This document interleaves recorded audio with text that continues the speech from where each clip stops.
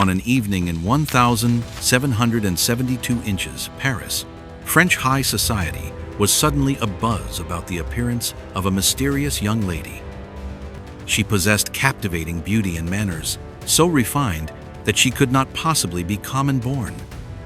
Most strikingly, she spoke French, German, and Italian perfectly, displaying an education available only to royalty. But who was she? No one knew for certain. One day, she called herself Madame Trémouille. The next, in another city, she was Fräulein Frank. And when she appeared in Italian palaces, she presented herself as Knyazna Yelizaveta Vladimirskaya, Princess Elizabeth of Vladimir, the legitimate heir to the Russian throne. A girl with no name, no genealogy, yet wherever she appeared, at courts and royal salons, people whispered, "This might be a lost Russian princess." Rumors spread across Europe like wildfire. Some said she was the illegitimate daughter of Empress Elizabeth of Russia, hidden by the court to avoid succession troubles. Others claimed she had been raised in Persia and educated by private tutors until she learned her true identity.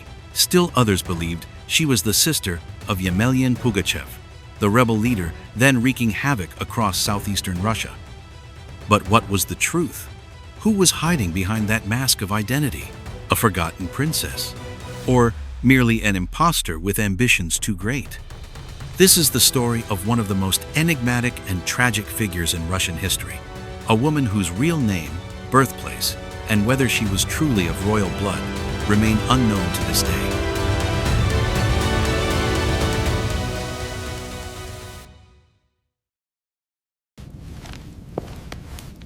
To understand why a woman like Princess Tarakanova could shake all of Europe, we must return to the political situation in Russia during the 1772.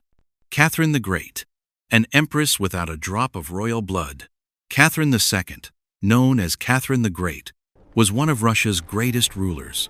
Few, however, remember that she did not possess a single drop of Romanov blood. Born Sophie Auguste Friederike von Anhalt-Zerbst, a minor German princess, she was chosen in 1744 to marry Grand Duke Peter, grandson and heir of Empress Elizabeth. When Elizabeth died in 1762, Peter ascended the throne as Peter III. Only 6 months later, Catherine staged a coup that overthrew her husband. Peter III was imprisoned and died under mysterious circumstances. Many believe he was murdered on Catherine's orders, possibly by the hand of Count Alexei Orlov, who would later play a key role in the Tarakanova affair. Catherine proclaimed herself Empress of Russia, yet her power always rested on shaky ground. She had no direct blood claim to the throne. She was merely the widow of a deposed emperor.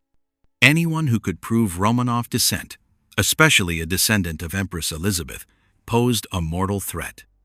Empress Elizabeth and the secret of her children, Empress Elizabeth Petrovna Rar, 1,741,762, daughter of Peter the Great, never officially married, and according to official history, had no children. Yet everyone knew a secret. Elizabeth had a long-term lover, Count Alexei Razumovsky, a handsome, talented man widely believed to have secretly married the empress. Legend claims they had a daughter.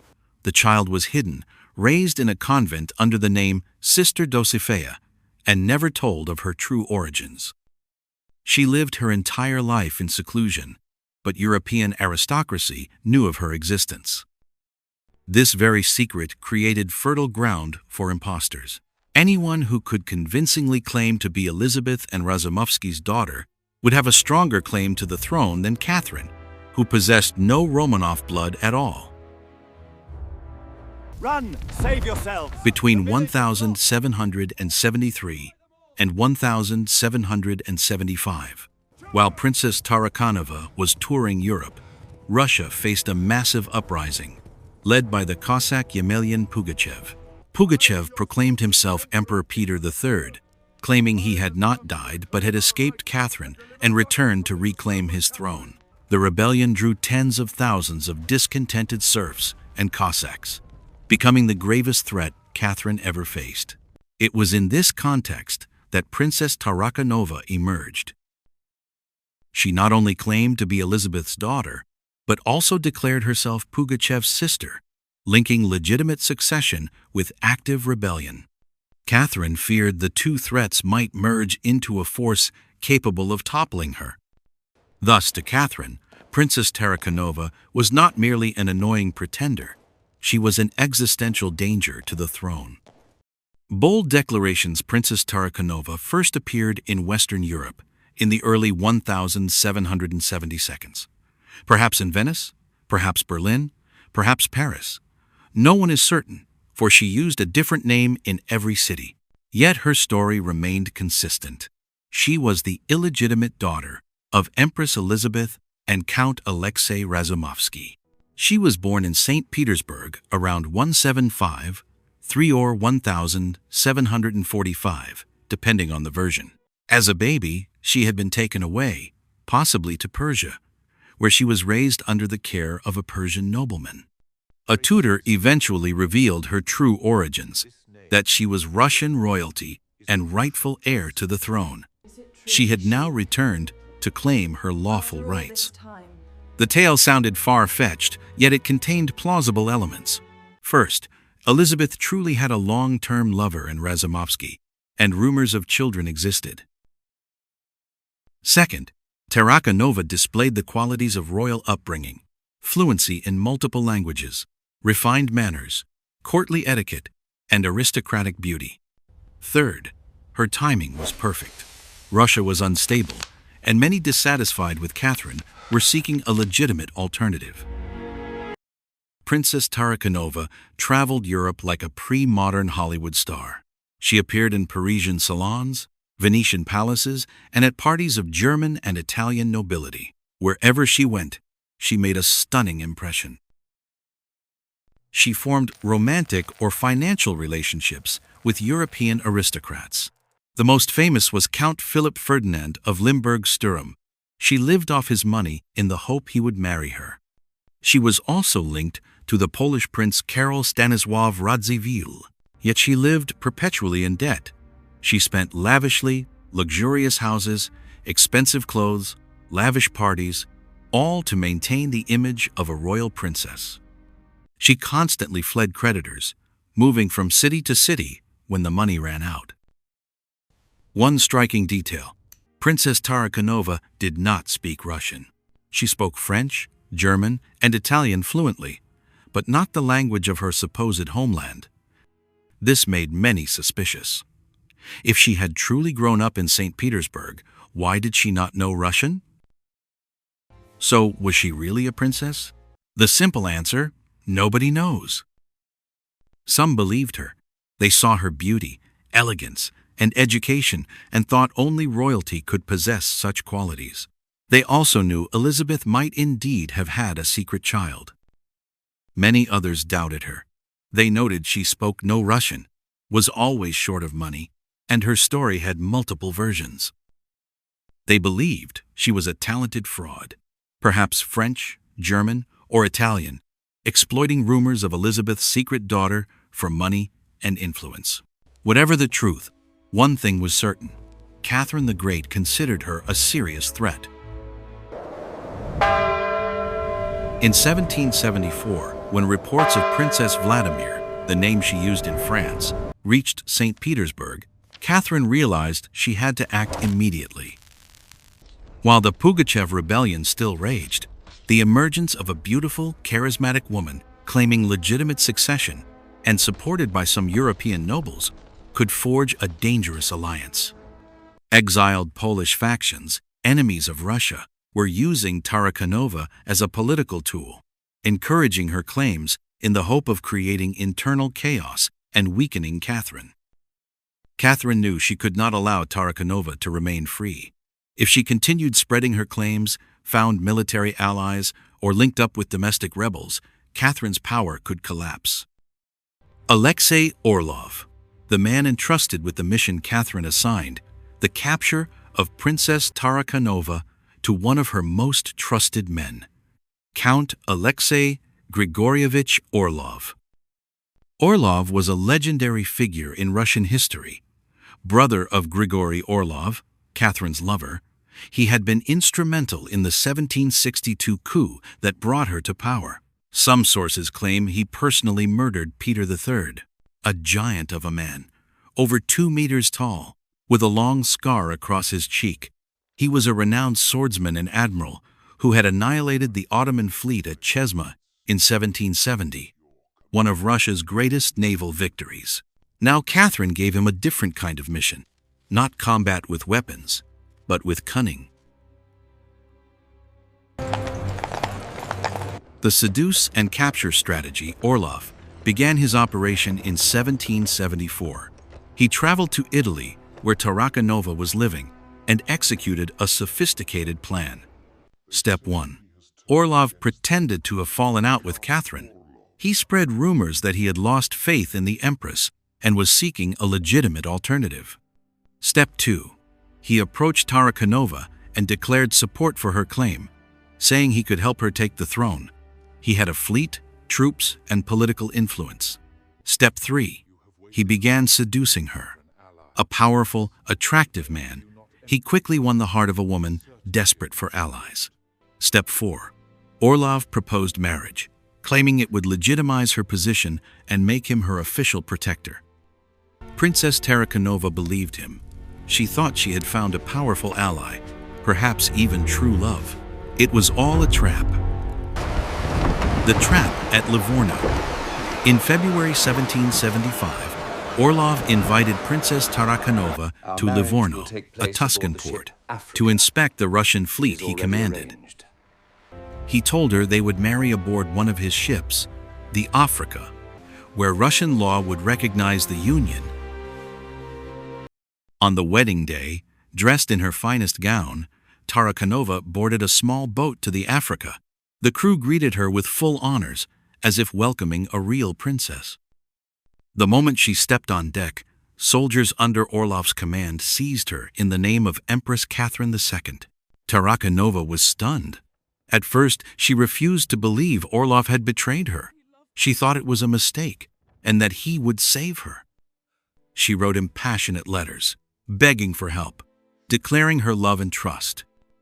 Orlov never replied. The Africa immediately sailed for St. Petersburg. In May 1775, Princess Tarakanova arrived in St. Petersburg and was imprisoned in the Peter and Paul Fortress, the infamous prison for political prisoners. Built on an island in the Neva River, it symbolized the absolute power of the Russian czars. Those sent there rarely left alive. They died in captivity or simply vanished. Tarakanova was confined to a damp, dark cell. She was interrogated repeatedly, sometimes tortured. Catherine wanted to know, who was she really? Who had helped her? Did she have accomplices inside Russia? Remarkably, despite torture, Tarakanova never changed her story. She insisted she was Empress Elizabeth's daughter and the rightful heir. She refused to confess to fraud or reveal any other identity, if one existed. Her steadfastness made many wonder, did she truly believe her own tale, or was she simply such a brilliant actress that she never broke character? On 4 December 1775 December New Style, Princess Tarakanova died in her cell. According to official records, she died of tuberculosis, a common illness in damp, sunless prisons. She was buried without ceremony in the fortress cemetery. No gravestone, no name, nothing to remember her by. Catherine ordered every trace of Princess Tarakanova erased. All her possessions were destroyed. Every document about her was removed or concealed. But the story did not end there. In 1777, 2 years after Tarakanova's actual death, St. Petersburg suffered one of its worst floods in history. The Neva overflowed, inundating streets and the lower levels of the Peter and Paul Fortress. From this disaster, a legend was born. Princess Tarakanova had not died in 1775. Catherine had kept her alive in a dungeon cell. When the 1777 flood came, water poured into her cell. She drowned, standing on her bed, clinging to the walls, watching the water rise while panicked rats climbed onto the bed with her. The story has no historical basis. Official documents confirm she died of tuberculosis in 1775. Yet the death by flood legend was too dramatic, too tragic, too perfect, and it became the version everyone believed and remembered. In 1864, nearly a century after her death, Russian painter Konstantin Flovitsky created Princess Tarakanova in the Peter and Paul fortress at the time of the flood. The painting shows Tarakanova standing on her prison bed as water rises around her. Rats scramble up beside her in panic. Dim light from a tiny window illuminates her desperate face. She knows she is about to die, with no escape. The work caused a scandal in Russian art circles. Many felt it insulted the Romanov dynasty by depicting Catherine the Great's cruelty. Emperor Alexander II ordered a note added to the catalogue when the painting was exhibited at the 1867 Paris World's Fair. The subject is taken from a novel and contains no historical truth. Yet whatever the historical truth, the painting became an icon of tragedy. It has been reproduced countless times, appears in textbooks, and turned Princess Tarakanova from an obscure historical figure into a legendary symbol of betrayal, deceived love, and political cruelty. So how did she really die? She died of tuberculosis in 1775, not by drowning in the 1777 flood. But why did the legend overpower the truth? Because death from tuberculosis is ordinary, dull. It lacks drama. It does not reveal the cruelty of power. Death by flood, however, is tragedy incarnate. The image of an abandoned, forgotten woman dying alone in despair as the water rises minute by minute. It makes power cruel and the victim pitiable. That is why the legend endures. Not because it is true, but because it is emotional. After her death, Princess Tarakanova was not forgotten. On the contrary, she became an endless source of inspiration for art, literature, and film. In literature, in the 1860 seconds, Russian writer Grigory Petrovich Danilevsky published the novel The Princess Tarakanova, a dark chapter of Russian history, filled with imaginative details. Many poets and writers portrayed her as a symbol of betrayed love and oppressed power. In cinema, 1910, one of Russia's first historical silent films about her. 1930, a French film starring Edith Jehan. 1950, the British-Italian Shadow of the Eagle with Valentina Cortese, where Orlov is a romantic hero rescuing the princess. 1990, the Soviet film The Royal Hunt, based on Leonid Zorin's play, offering a deeper political perspective. In art, beyond Flovitsky's famous canvas, countless paintings and sculptures emphasize her beauty, tragedy, and symbolic power. Princess Tarakanova has come to represent many things. A symbol of women crushed by power, those forgotten by history, voiceless, erased by the powerful. A symbol of betrayed love. The story of Orlov's seduction and betrayal is one of the most famous tragic romances, darker than Romeo and Juliet. A symbol of the blur between truth and lies. To this day, we do not know who she really was. Was she a real princess or a brilliant impostor? That ambiguity makes her eternally fascinating. Among the thousands erased by power, how many other Tarakanovas are there? This is the question her story raises. How many people in history have been erased, hidden, forgotten, because they threatened those in power? How many identities have been wiped clean? How many stories were never told? How many faces have been concealed behind masks, literal or metaphorical? Princess Tarakanova may have died in 1775, but she never vanished from history. She lives on in paintings, novels, and films. She lives on as an unanswered question. Who was she really? A forgotten princess trying to reclaim her rightful throne? Or a brilliant fraud clever enough to fool all of Europe? We may never know. Her real name, her birthplace, her true parents, all were erased by Catherine the Great's hand. But one thing is certain: power fears most, not weapons, but a name. A name can change history. A name can topple a dynasty. And therefore the powerful must erase such names. Not just kill the person, but erase the identity, the memory, the very existence. They forget one thing: myth is stronger than truth. And Princess Tarakanova, princess or impostor, has become an immortal myth, a symbol of tragedy, of betrayed love, of ruthless power. As long as art, literature, and cinema exist, she will never truly die.